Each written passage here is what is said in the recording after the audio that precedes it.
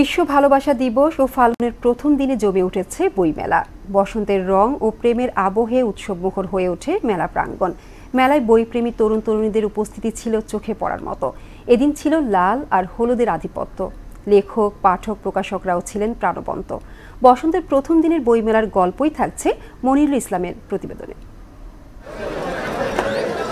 বাতাসে ফাগুনের অন্যরকম ঘ্রাণ, সাথে নতুন মলাটে করকরে বইয়ের ভিন্ন রকমের পোড়াগন্ধ। এমন সুন্দর অনুভূতির দিনেই বইমেলা ছিল জমজমাট। বিকেল হতেই বইমেলার প্রবেশ গেটে বইপ্রেমীদের উপচে পড়া ভিড়। মেলার ভেতর স্টলগুলোতেও সরব উপস্থিতি ছিল পাঠকদের। অনেকেই বই কেনার পর কথা বলছেন লেখকদের সঙ্গে, কেউ বা আবার ছবি তোলার পাশাপাশি নিচ্ছেন অটোগ্রাফ। অনেকে আবার একটি স্টলে পছন্দের লেখকের বই খুঁজে না পেলে চলে যাচ্ছেন অন্য স্টলে। যেহেতু সবকিছু একদিনে, এজন্য তো খুবই ভালো লাগছে। আর বইমেলা তো আসলে একটা ভালো লাগার বিষয়।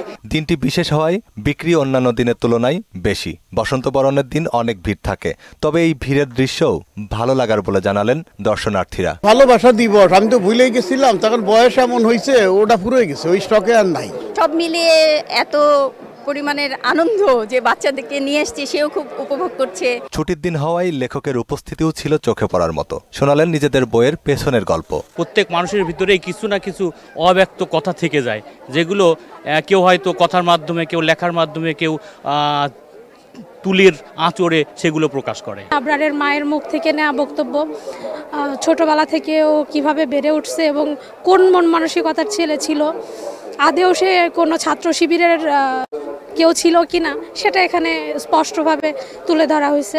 এবারে বসন্ত বরণে রেকর্ড সংখ্যক নতুন বই প্রকাশ হয়েছে। এদিন প্রকাশিত বইয়ের সংখ্যা 250। মৃদুল প্রকাশনীর প্রকাশক জানালেন, সবচেয়ে বেশি সাড়া পাওয়া যাচ্ছে জুলাই গণঅভ্যুত্থান সংশ্লিষ্ট বইয়ের। এবারের ফাগুনটা ঠিক প্রকাশকদের এই মেলার সৌন্দর্য বৃদ্ধি করেছে, আমাদের আকাঙ্ক্ষাকে অত্যন্ত উদ্বেলিত করেছে। বলা যায় ভালোই পড়ছে। এখন তো চাইনিজ সম্পর্কে সবাই অনেক আগ্রহ নিয়ে জানতে চায়। তবে এর আগে সকালে সিসিমপুরহীন শিশু প্রহরও ছিল জমজমাট। তারাও মেতে ওঠে বসন্ত বরণে উৎসবে।